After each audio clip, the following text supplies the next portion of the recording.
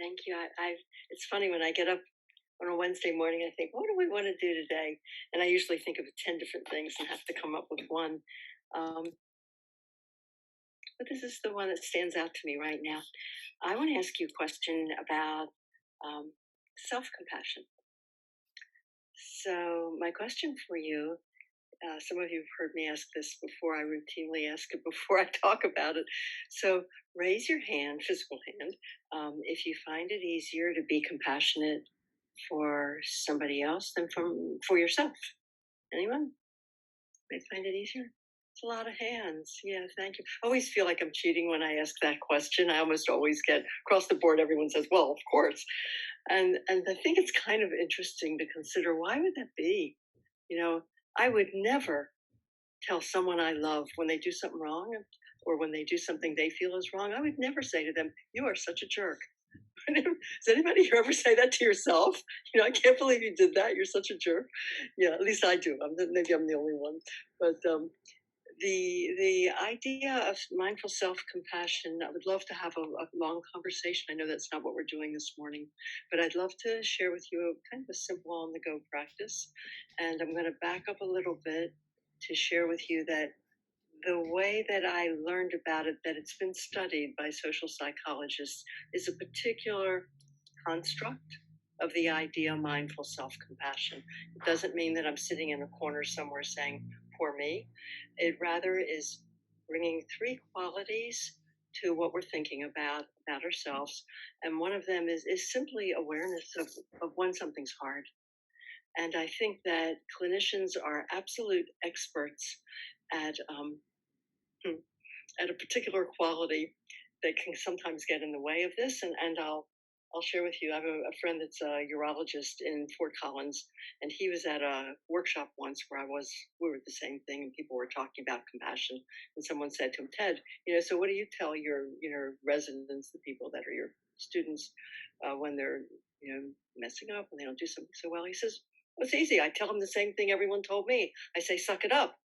So, of course, that got all of us laughing because we all had heard that, or we all find that's useful. I suck it up when I need to get through something. So, the idea of mindful self compassion is not to say that sucking it up is bad. That's actually helpful. I think that's what helps us get through a lot of tough stuff. Thank goodness we can do that with our kids, with clinical practice, with who knows what. But at the same time, what's found to be useful is if we can also notice when something's hard. It's very simple. And I'm going to walk you through this in a minute, but this is one of three qualities, and it's the way mindful self compassion is commonly studied. So the first quality is, can I just flat out notice and acknowledge when something's hard? So maybe I'm right in the middle of sucking it up, and something in my head, right in the background, silently, I'm going, this is hard.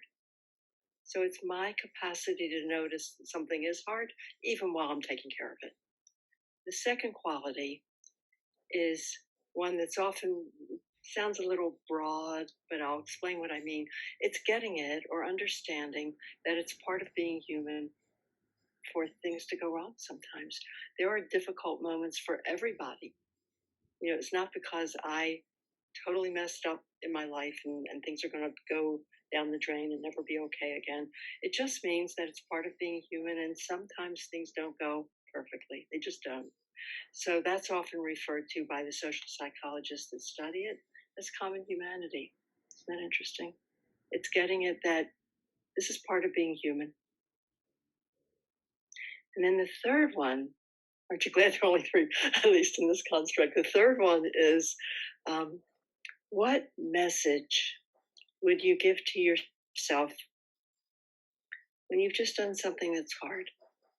So sometimes when I'm teaching this in a class, we've got lots of time. People kind of struggle with that. I don't know what I tell myself, but because often we're accustomed to telling ourselves, "You just screwed up. You got to do better." So, what's a way of giving ourselves a message that might conceivably be kind? Or if that sounds too woo-woo for you, you could say, "Could I possibly give myself a message that is self-mentoring, so I could learn and grow from whatever this is that I'm not that happy about?" Right? So, again, I'll say three parts and then I'm going to ask you to do it. First part is, Can I notice when something's hard? And it might take having a phrase in your mind. You might say, "This is hard." It can be that simple. Or you might say, "Ouch." That's really fast. Right in the middle of practice, you go, "Ouch." You get it. Something's hard. Or you could say, "This is a moment. This is a difficult moment." Number two. Is there a phrase or a word you can say that'll remind yourself that it's part of being human? It could be simply, everyone has difficult moments. That's And again, you're not saying this out loud. Probably people think you're nuts if you do. So in your mind, you're going, everyone has difficult moments. And then the third one, message to yourself, something kind and something helpful. It could be either or both. So it might be, you're going to get through this. It could be that simple. You're saying that to yourself. I'm saying, Judy, you're going to get through this. Or it could be something more mentoring if it's something that I want to grow from. It might be, Judy, you're going to get through this. And next time you're going to do it this way. So it brings in this opportunity to grow from whatever it is.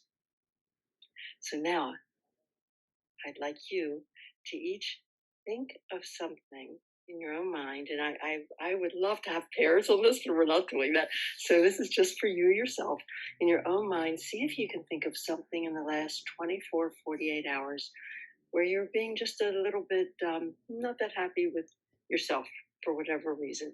Maybe as kind as all of you, I know you are all the time, but maybe you were just exhausted and you spoke harshly to a friend and you wish you hadn't. Maybe you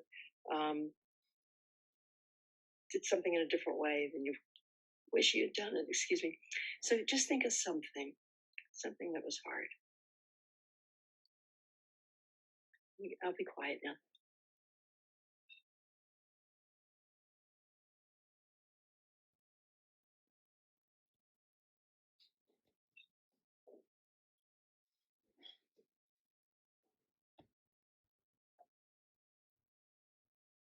Anybody need more time to think of something? Did you raise your hand? More time? Okay. I was going to make more suggestions.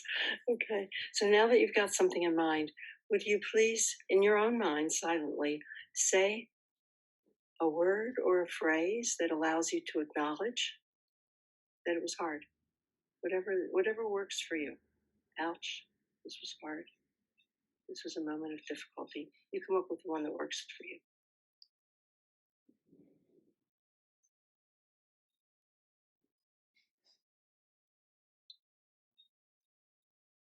Now, second step, can you say in your own mind something akin to everyone has moments of difficulty, or it's part of being human for things not to be perfect all the time. It's something.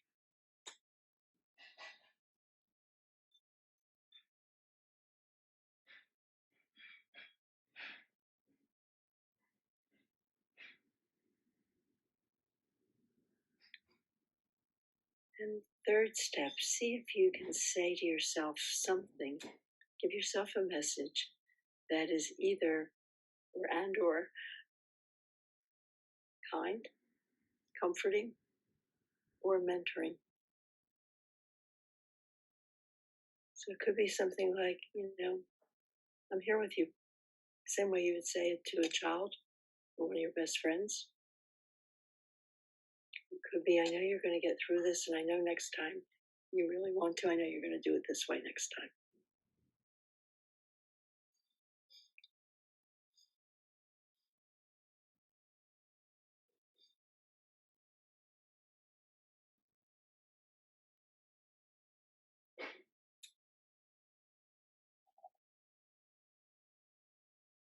Okay, could you raise your hand if you need more time to think of something to say to yourself? Oops. Okay. So I want to mention something you're probably aware of, but I want to be sure you are. I just probably took 5 minutes to walk through that, but you can do it, in 5 seconds. This is something you can do on the go, on the run. You're right in the middle of doing something happened, you're going, and you could just go, oh, this is hard. Everyone has moments that are difficult. You're going to get through this. Something like that. And it's actually been heavily researched and found to be beneficial, and that we improve more, and that we feel better, and that we're healthier when we approach things in that way rather than you just goofed up. You need to do it better, better, better. That kind of harsh voice. The harsh voice, fine. We're all good at that, but it's not as effective as the kind voice. Isn't that interesting? So we do better when we bring the kind voice, when we remember to bring it into the conversation. So thank you for indulging me in a little bit of extra time to think about mindful self-compassion. I'd really, really strongly encourage practicing this the same way you practice grounding.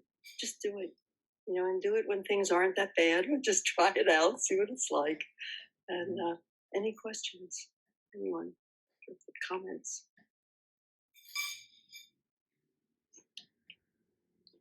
Thank you.